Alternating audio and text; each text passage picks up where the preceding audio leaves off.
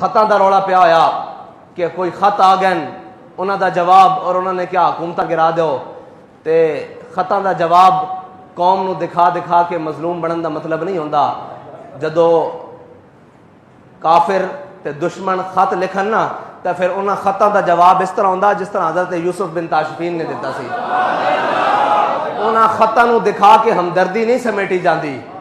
حضرت یوسف بن تاشفین نے یہ نہیں کیا کہ بھائی دیکھو اس نے خط میں اتنا لکھ دیا ہے کہ اگر آسمان کے فرشتے بھی تمہارے مدد کے لیے اتر آئیں تو تم مجھے شکست نہیں دے سکتے کیونکہ میں اتنی بڑی فوج لا رہا ہوں. تو حضرت یوسف بن تاشفین نے اپنے وزیر مشیر کو کہا کہ جناب اس کا جواب لکھو. تو اس مشیر نے بہت لمبے چوڑے صفوں پر جواب لکھا اور لا کر پیش کیا کہ ہم ایسے ذرہ لیس ہو کے آ رہے ہیں, ہم ذرے پہن کے آ رہے ہیں, ہم فوجیں لے کر آئے ہیں. تو حضرت یوسف بن تاشفین نے جب خط پر نظر ماری تو آپ نے کہا یار دشمنوں کو ایسے نہیں جواب دیا جاتا, وہ خط لاؤ جو اس نے لکھا ہے. جب وہ خط آپ کے سامنے لایا گیا نا تو آپ نے اس کی پشت کے اوپر لکھ دیا کہ میں جلد آ رہا ہوں. بات یہ ہے کہ جب دشمنوں سے بات کی جائے تو اس طرح کی جاتی ہے, وہ خط دکھا کر ہمدردیاں نہیں سمیٹی جاتی. کوئی تھے جو قطری خط کے اوپر رکے رہے اور آج امریکی خط آ گیا. لیکن ایک بڑے افسوس کی بات ہے, قوم اگر دھیان کرے کہ وزیر اعظم ایک بڑا کلیدی عہدہ ہے کسی بھی ملک کا, صدر ایک بڑا کلیدی عہدہ ہے کسی بھی ملک کا, ایک وزیر اعظم اپنی قوم سے خطاب کر رہا ہو اور وہ نعرے لگاتا ہو کہ میں بڑا حریت پسند ہوں, میں ایبسولوٹلی نو کہنے والا ہوں, لیکن جب امریکہ کا نام آئے تو وہ کہے کوئی ملک کوئی بات. میں نے کہا ملک کے اندر کلیدی عہدے رکھنے والے اپنے دشمن کا نام لیتے ہوئے لرزتے ہیں. کبھی ان کو یہ لرزہ نہیں آیا کہ اس ملک کے اندر اللہ اور اس کے رسول کے خلاف ہم نے جنگ لگا رکھی ہے, اس ملک کے اندر سود چل رہا ہے, ہم نے اپنے گرد قادیانیوں کی لابیاں پال رکھی ہیں, ہم نے اپنے ارد گرد لبرل پال رکھے ہیں, ہم نے قرآن و حدیث کو نصاب سے نکال دیا ہے, ہم نے روزے کی حالت میں ناموس رسالت کے مجاہدوں کو شہید کیا ہے. کبھی زبان نہیں لرزی, کبھی آنکھ میں بل نہیں آیا. لیکن امریکہ سے ڈرتے ہو تم.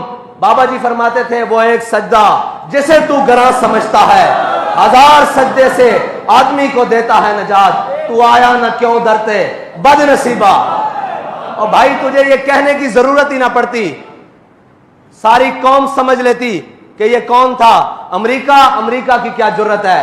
بابا جی کہتے تھے ان برینر چوچوں کی کیا جرت ہے کہ محمد عربی کے غلاموں کے سامنے آ رہے تھے. لیکن بات یہ ہے تجھے تو حضور کی محبت کی چاشنی ملی نہیں نا. اگر ملی ہوتی تو امریکیوں کا نام لیتے ہوئے زبانیں نہ لرزتی. میں یہ سوچ رہا ہوں کہ نام لیتے ہوئے زبانیں لرز رہی ہیں تو اگر کہیں میدان لگ رہا تو ان کی تو ٹانگیں کانپے گی. اگر ان کو کوئی بات کر سکتا ہے تو وہ کوئی مولا کائنات کا غلام کر سکتا ہے. جب دشمن آئے ایسے چوڑا ہو کر تو آپ نے فرمایا ان الذی سمتنی امی حیدرا, فرمایا میری ماں نے بھی میرا نام حیدر رکھا, جھاڑیاں دا شیر.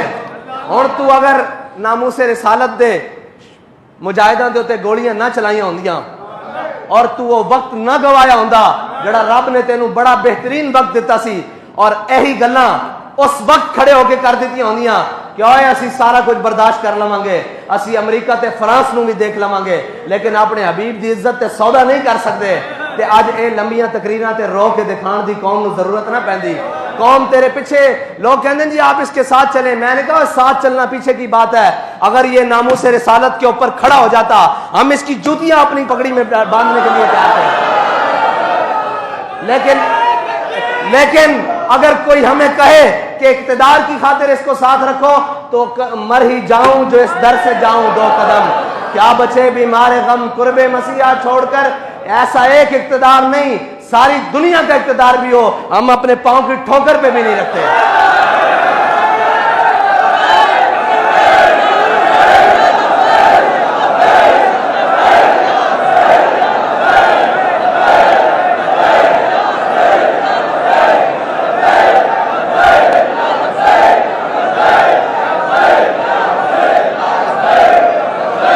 لبیک لبیک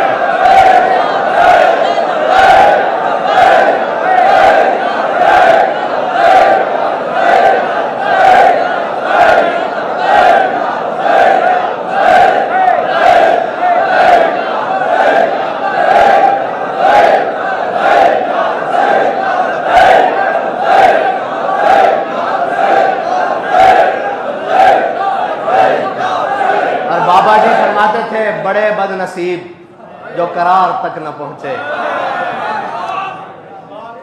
وہ قرار یہی تھا کہ تم ساری یورپی یونین کو سمیٹ کے ایک سائیڈ پہ رکھتے, امریکہ کو سمیٹ کے ایک سائیڈ پہ رکھتے, اور ویٹو پاور والے سارے ممالک کو لپیٹ کر ایک سائیڈ پہ رکھتے.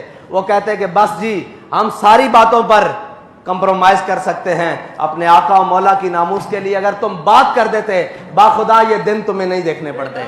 لیکن ابھی تم نے دیکھنے ہیں, ابھی تو دنیا میں دیکھے ہیں, ابھی تو آغاز ہے, ابھی تو انجام اس حشر کے دن تک باقی ہے جب حضور کے سامنے پیش ہونا ہے, اور اس کسی نکر میں امیر المجاہدین بھی کھڑے ہوں گے, اور وہ یہ نہیں تم کہہ سکو گے کہ ہمیں بتایا کسی نے نہیں.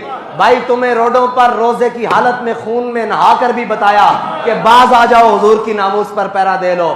تمہیں ہتھکڑیاں پہن کر بھی بتایا, تمہیں تختہ دار والی کوٹریوں میں جا کر بھی بتایا کیوں آ جاؤ واپس. ہمارا تم سے کوئی ذاتی جھگڑا تھا, ہم نے تم سے کوئی چیز مانگ لی تھی, تم تو بیگ اور گاڑیاں بھر کر لائے تھے, ہم نے ساری لٹا دی تھی کہ بھائی ہمارا سودا بازار مصطفیٰ میں ہو چکا ہے. یہ ہم نے تاریخ جو ہے نا یہ سوداگروں کے لیے نہیں بنائی, نہ بابا جی نے اس کے اندر محنتیں سوداگروں کے لیے کی ہیں. یہ تاریخ کا مقصد صرف ایک تھا کہ ورفانہ لک ذکرک کا چرچا ہوتا رہے.